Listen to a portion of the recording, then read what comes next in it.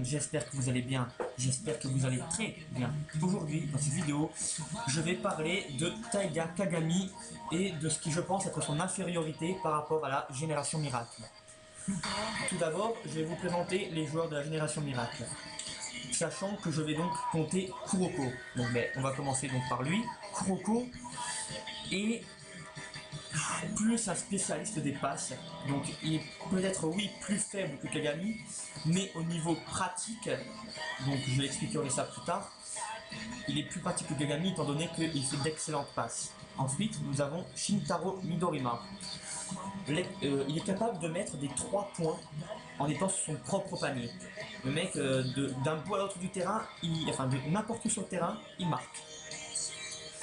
Voilà, il n'a aucune limite de distance. Donc forcément, c'est un excellent joueur. Je reviendrai également plus tard au niveau de l'aspect pratique. Ensuite, il y a Atsushi Murasakibara. C'est tout simplement le meilleur défenseur du manga. Le mec, pour le passer, c'est compliqué. Surtout que, on l'a vu pendant son match contre l'équipe de Kagami et de Kuroko, il est capable d'entrer dans la zone. Ensuite, nous avons Ryota Kise. Lui, il est capable de reproduire les techniques de ses adversaires, donc il peut copier Kagami, mais il est capable également de reproduire les techniques des autres membres de la Génération Miracle. Ça veut dire que quand tu joues contre lui, c'est comme si tu affrontais les 6 membres de la Génération Miracle en même temps. Donc forcément c'est chaud. Bon, il peut faire ça que pendant 5 minutes, et pendant le reste du match, il peut quand même copier Kagami. Donc ça reste un mec très fort. Ensuite, il y a Seijuro Akashi. Lui, il peut entrer dans la zone. Et en plus, il a les yeux de l'empereur qui lui permettent de prédire le futur immédiat. Voilà. Ensuite, nous avons Daiki Aomine, qui est considéré comme le virtuose de la Génération Miracle. Hein. Le mec, il est capable d'entrer dans la zone et c'est tout simplement pour moi le meilleur du manga, quoi. Enfin, c'est le meilleur. Je vais maintenant vous expliquer ce que c'est que la zone. Un joueur de basket dans ce manga n'est capable d'utiliser que 80% de ses capacités physiques. Mais lorsqu'un joueur entre dans la zone, il devient capable d'utiliser 100% de ses capacités. Donc, autrement dit, Murasakibara, Akashi et Aomine, voilà, ils peuvent entrer dans la zone. Enfin, Akashi et Kagami, ils savent y rentrer quand ils veulent. Murasakibara, on ne sait pas. Il est rentré sans le vouloir un peu, mais bon, je pense que maintenant il pourra y re-rentrer, donc voilà. Kagami est également capable d'entrer dans la zone. Donc là, vous pourrez me dire, oui, mais donc il peut battre Kise et Midorima et Kuroko. Donc maintenant, comme je vous ai dit tout à l'heure, il y a des aspects pratiques. Donc Kuroko, Kagami ne joue pas au même poste, et donc Kuroko au niveau de ses passes et tout, est beaucoup plus pratique. Donc Kuroko on le garde, surtout qu'il a les yeux de l'empereur, pas comme Akashi. Akashi, ses yeux de l'empereur lui permettent, on va dire, d'anticiper les mouvements de ses adversaires. Il peut même anticiper les mouvements de ses coéquipiers pour bien faire les trucs et tout, pour bien faire de bonnes passes. Kuroko, lui, il peut anticiper les mouvements de ses coéquipiers. Enfin, tellement qu'il a joué avec eux, qu'il les connaît bien, il peut. Donc ce sont ses yeux de l'empereur à lui. Mais il ne peut pas prédire le mouvement de ses adversaires. Et on s'en fout, vu que lui, il est là pour faire des passes. Et vu qu'il peut prédire ce que vont faire ses coéquipiers, forcément ses passes sont... Voilà, c'est un niveau enfin, c'est le meilleur du manga, quoi.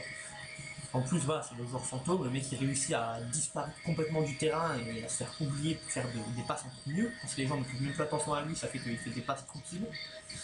Il a appris à dribbler, donc à part les joueurs de la Génération Miracle et Kagami, il peut dribbler pratiquement n'importe qui. Pratiquement, parce que je crois qu'il y en a quelques-uns qui réussissent quand même à le bloquer, les meilleurs après, quoi, tu vois, vous voyez. Et ensuite, il a même appris à tirer. Son tir, je crois qu'ils ont été que 2 ou 3 à le parer. Même Murasakibara n'avait pas réussi. Ils ont été que 2 ou 3 à réussir à stopper son tir à Kuroko. Donc c'est vraiment un tir incroyable. Voilà. Ensuite, Midorima. Lui, il est plus faible que Kagami. Mais dans une équipe de basket, il faut un expert des 3 points. Et donc tout ce point-là, de Midorima, c'est le meilleur du manga, donc forcément, voilà. Pour ça que Kagami est inférieur, parce qu'au niveau du poste, forcément Midorima, voilà, il l'emporte. Donc si on devait faire une... Et donc, enfin, je vous expliquerai à la fin si on devait faire une équipe type, pourquoi je dis que Kagami est inférieur à la génération Miracle.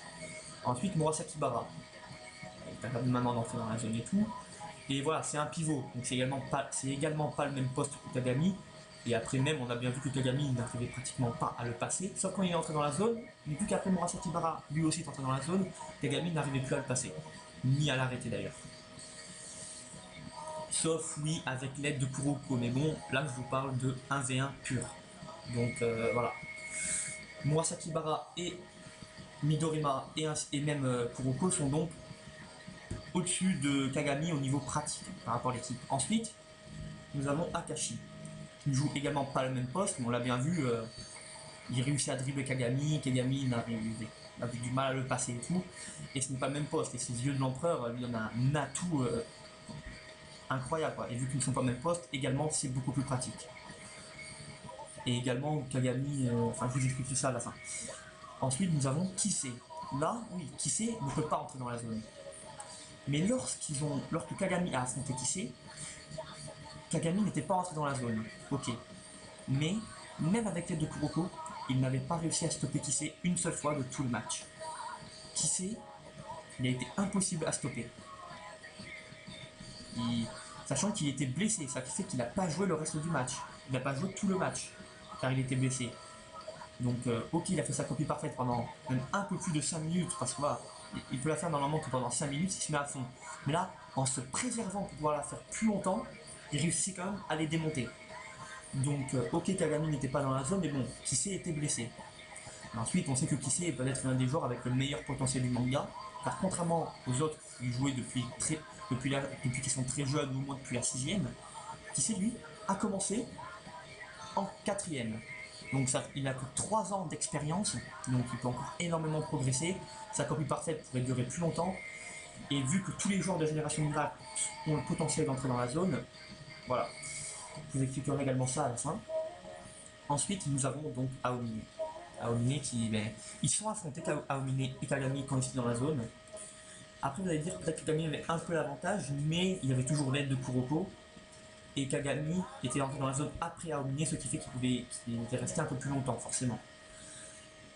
Voilà. Donc, et après, on les a bien vus s'affronter un moment en dehors parce que Kagami devait trouver des baskets, donc Aomine il a dit je te les prête, mais que si tu me bats. Ils ont dit on fait un truc en 3 points. On a eu un petit dialogue entre Momoi et Kuroko. Et après, Aomine revient. Kuroko lui demande comment ça s'est passé. Il fait qu'est-ce que tu crois, je l'ai laminé. Voilà. Enfin, il surpasse complètement Kagami. Donc là, il n'y a rien à redire. Aomine, il le surpasse. Ensuite, au niveau des joueurs de la génération Miracle, voilà, il n'y en a que 3 capables d'entrer dans la zone. Kisei, Midorima ne peuvent pas. Là, je ne vais pas dire Kuroko parce que voilà, lui, c'est vraiment que les passes. Kisei et Midorima ne peuvent pas, mais ils en ont le potentiel et je pense que voilà, vu qu'à la fin du manga comment se termine et tout, on les voit s'entraîner tout ça, ils vont entrer dans la zone. Donc comme je vous ai expliqué tout à l'heure, Kisei qui de base est vraiment incroyable, s'il entre en plus dans la zone, enfin, Kagami ne pourra plus le battre. Et Midorima, voilà, s'il entre dans la zone, pareil. Également à savoir, Aomine, Kagami et Kisei, c'est les mêmes postes il me semble. Et donc voilà, enfin, il est entre Kagami est en dessous d'Aomine et Kisei, allez, Kagami dans la zone et Kisei en copie parfaite, ça doit se tenir, mais vu que pour moi Kisei, donc voilà, comme je vous ai dit, pourra bientôt entrer dans la zone parce qu'il en a largement le potentiel, je passe Kagami. Ensuite, pour parler un peu de Kagami, oui, il a débloqué, on va dire, la vraie zone, c'est-à-dire qu'il réussit à faire un jeu d'équipe qui va à sa vitesse à lui quand il est dans la zone. C'est le seul pour pouvoir faire ça, mais à la fin, on voit donc Aomine qui dit que lui était souvent devant cette porte parce que c'était symbolisé comme une porte pour pouvoir débloquer cette zone et il ne savait pas comment l'ouvrir. Et quand il a vu Kagami le faire, enfin, il a compris, on le voit, il dit comment c'est pour pas te reconnaître parce qu'en fait, il y a un gardien devant la porte et il le dit. Comment j'ai fait pour ne pas te reconnaître plus tôt, Kuroko, enfin Tetsuo. Donc ça fait que maintenant on se dit ah c'est bon, il a compris comment l'ouvrir. En plus, à la fin, Aomine, je tiens également à signaler que depuis le collège, il ne s'entraîne plus. Les entraînements, il a arrêté. Il est tellement fort qu'il a arrêté. Et à la fin du manga, on le voit qu'il reprend l'entraînement. Donc je pense qu'il surclasse complètement Kagami. Tu vois, on a vu Aomine défoncer tout le monde, enfin le défoncer sans s'être entraîné depuis 2 ou 3 ans. Alors là, s'il reprend l'entraînement et qu'il a en plus compris le système de la deuxième zone, enfin, il défonce Kagami, quoi. Il y a, là, ça c'est sûr, il n'y a rien à dire. Voilà, là c'est clair et net. Ensuite, ben, donc si on devait faire une équipe, ce serait vraiment la génération miracle et pas Kagami. Car au niveau des postes, ben, Midorima pour les 3 points, Murasakibara pour la défense, Akashi pour le meneur de jeu. On a également Kuroko pour ça.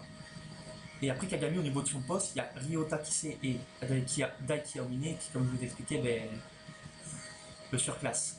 Voilà. Kise va bientôt savoir rentrer dans la zone pour moi, et donc il va largement le dépasser. Et Aomine le surclasse déjà, et en plus il va reprendre l'entraînement. Donc voilà. C'est pour ça que pour moi, Kagami est en dessous de la génération miracle. Oui, il est peut-être plus fort que Midorima, parce qu'il le dribble et Midorima ne peut pas l'arrêter.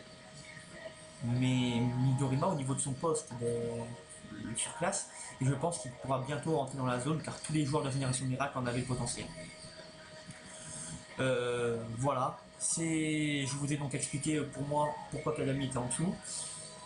J'espère pas vous avoir convaincu, mais voir si ça vous fera réfléchir.